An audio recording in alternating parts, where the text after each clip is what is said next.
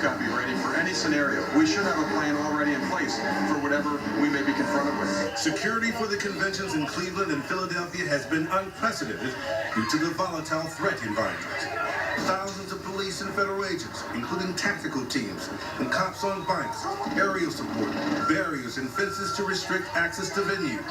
All this despite the fact no specific credible threat has been identified. So far, so good.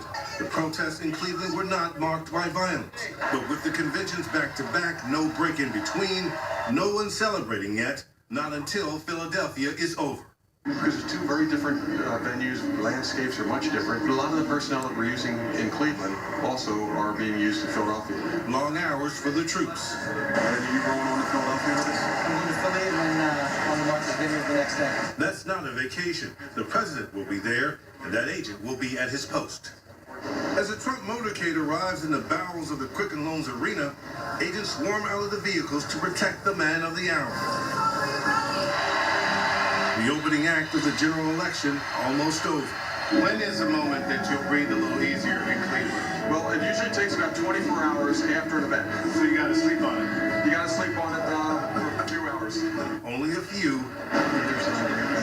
Democratic convention starts in less than 24 hours.